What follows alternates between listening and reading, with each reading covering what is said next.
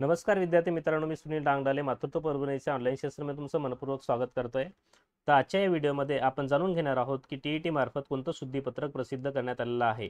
जर तुम्ही टीईटीचा फॉर्म भरणार असाल किंवा भरला असाल तर या ठिकाणी बघा, फॉर्म भरण्याच्या अलीकडं हे शुद्धीपत्रक तुम्हाला बघून घेणं अत्यंत महत्त्वाचं आहे। याच्यामध्ये काही सवलती, काही बदल टीईटीमध्ये तुम्हाला फॉर्म भरत असताना काही सुविधा उपलब्ध करून दिलेल्या आहेत, त्या बघून घ्या।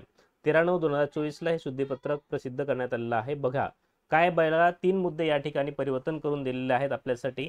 शालेय शिक्षण व क्रीडा विभाग शासन निर्णय क्रमांक दिलेला आहे या ठिकाणी 30 जून 2022 अन्वये राज्यातील माजी सैनिक, महत्त्वाचा मुद्दा बघा मित्रांनो, जे माजी सैनिक आहे, शहीद सैनिक पत्नी व त्यांचे कुटुंबीय ह्या 3 वर्गांना हे लागू होत आहे। 3 गोष्टी महत्त्वाच्या आहेत बघा। पहिल्या मुद्द्यामध्ये यांना शिक्षक पात्रता परीक्षेमध्ये 15% गुणांची सवलत मिळणार आहे, हे लक्षात ठेवा।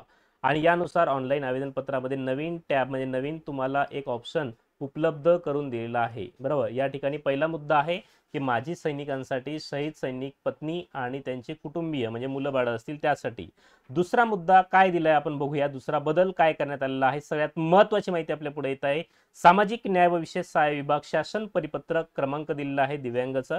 आता बाद 13 सप्टेंबर 2022 अन्वये मेंटल बिहेवियर आणि मेंटल इलनेस म्हणजे मानसिक वर्तन आणि मानसिक आजार ज्याला आपण म्हणूया, ज्याला मल्टिपल डिसेबिलिटी बहुविकलांग, हा टॅब इथे ऑनलाईन आवेदन पत्रामध्ये उपलब्ध करून दिलेला आहे।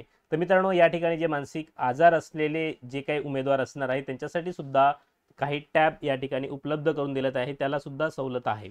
आता तिसरा मुद्दा काय आपण महत्त्वाचा बघूया। शालेय शिक्षण व क्रीडा विभाग शासन निर्णय क्रमांक दिलेला आहे बघा, दिनांक 23 ऑगस्ट 2023 अन्वये राज्य शासन शिक्षकासाठी जे काही किमान शैक्षणिक आणि व्यावसायिक अर्हता, जो की तुमचा मुद्दा होता मित्रांनो, मी आता पदवीला आहे, मी डीएड करतोय, बीएड करतोय, तर या ठिकाणी मला करता येईल का टीईटीची तयारी।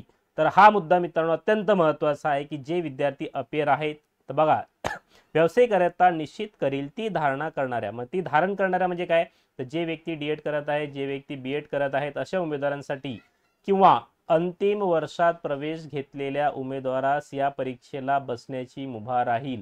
म्हणजे मित्रांनो, तुम्ही जर अंतिम वर्षामध्ये असाल तर फायनल इयरला असलेले कार्यकर्ते या ठिकाणी टीईटीचा फॉर्म भरू शकतात, हे लक्षात ठेवायचं आहे।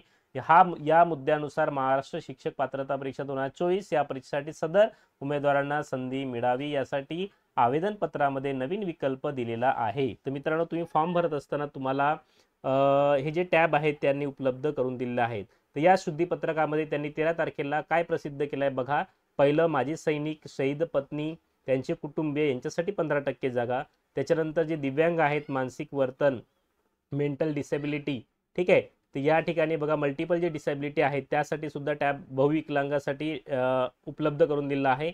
आणि तिसरा मुद्दा जो असेल तर शैक्षणिक पात्रता आणि व्यावसायिक अर्हता निश्चित करील ती धारण करणाऱ्या आणि अंतिम वर्षात प्रवेश केलेल्या विद्यार्थ्यांसाठी सुद्धा फॉर्म भरण्याची मुभा देण्यात आलेली आहे। तर अशा प्रकारे हे शुद्धीपत्रक आपल्यासाठी अत्यंत महत्त्वाचं आहे। जर चॅनलवरती नवीन असाल तर तुम्ही चॅनलला सबस्क्राईब करून टाका।